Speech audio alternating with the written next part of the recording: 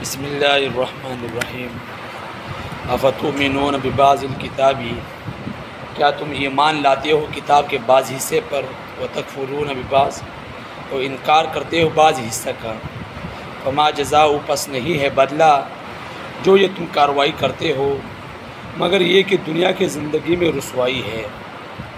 دنیا کی زندگی میں یہودیوں کے لیے رسوائی ایک صورت یہ بھی ہے کہ ان کی کبھی بھی حکمرانی نہیں ہو سکتی دنیا میں۔ جو اسرائیل کی حکومت ہے آج کل، یہ امریکہ اور برطانیہ کی وجہ سے ہے۔ اگر یہ اپنے ہاتھ اٹھارے تو ان کی حکومت ختم ہو جائے گی۔ دوسرا یہ کہ دجال جب آئے گا، لازمی بات ہے وہ بھی تو کچھ حکومت کرے گا کہ ایک دن ایک سال کے برابر، دوسرا دن ایک مہینے کے برابر، تیسرا دن ایک ہفتے کے برابر، پھر روٹین کے مطابق وہ بھی تو حکومت کرے گا۔ فرمایا اگرچہ وہ حکومت کرے گا لیکن اس کی حکومت عارضی حکومت ہوگی اور اس کی اپنی کوئی حیثیت بھی نہیں ہوگی۔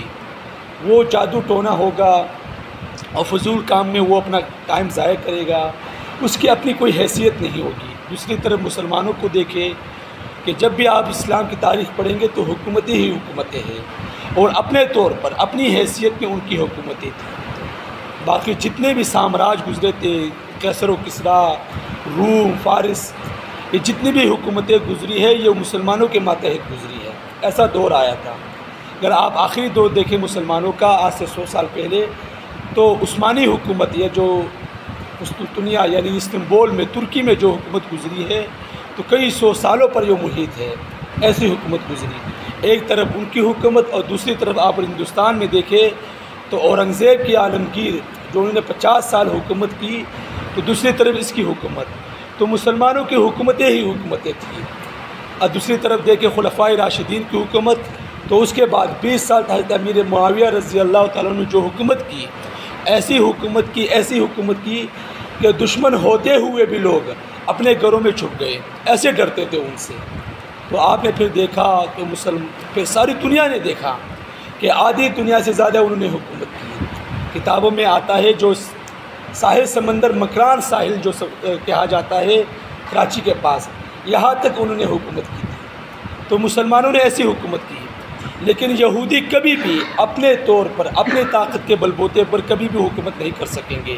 اگر کریں گے بھی تو اس کی کوئی نہ کوئی پشپنائی کرے گا۔ اور یوم القیامت، اور قیامت کے دن لوٹائے جائیں گے سخت عذاب کی طرف۔ جہنم میں بھی طبقات ہوں گے۔ ایک طبقہ تو وہ ہوگا کہ جس میں مسلمان رہیں گے، گناہگار مسلمان، یہ سب سے اوپر طبقہ ہوگا اور اس میں سب سے ہلکا عذاب ہوگا۔ دوسرا طبقہ عیسائیوں کا ہوگا، تیسرا طبقہ یہودیوں کا ہوگا، اور سب سے نچلا طبقہ ان المنافقین فی الدرک الاسفل من النار، کہ منافق دوزخ کے سب سے نچلے طبقے میں ہوں گے، کیونکہ منافقت سب سے بڑا درجہ ہے، منافقت گناہ کا سب سے بڑا درجہ ہے۔ تو اللہ سے دعا ہے کہ اللہ تعالی ہم سب کو منافقت والے درجے سے بچائے۔ وما اللہ بغافل عما تعملون، اور اللہ تعالیٰ غافل نہیں ہے اس کارروائی سے جو تم کرتے ہو۔ اولئک الذین، اور وہ لوگ ہیں جنہوں نے خریدا دنیا کی زندگی کو آخرت کے بدلے میں۔ فرمایا فلا یخفف عنہم العذاب، پس نہیں ہلکا کیا جائے گا ان سے عذاب، بلکہ روز بروز ان کے عذاب میں اضافہ ہی ہوگا۔ فذوقوا فلن نزیدکم الا عذابا، پس چکھو تم، پس ہرگز نہیں کیا جائے گا تم میں سے عذاب مگر زیادہ ہی ہوگا۔ عذاب ہلکا نہیں ہوگا بلکہ عذاب دن بدن دگنا ہوتا جائے گا۔ ولا هم ينصرون، اور نہ ان کی کوئی مدد کی جائے گی۔ اللہ سے دعا ہے کہ اللہ ہم کی سمجھ کی توفیق عطا فرمائے۔ وآخر دعوانا الحمدللہ۔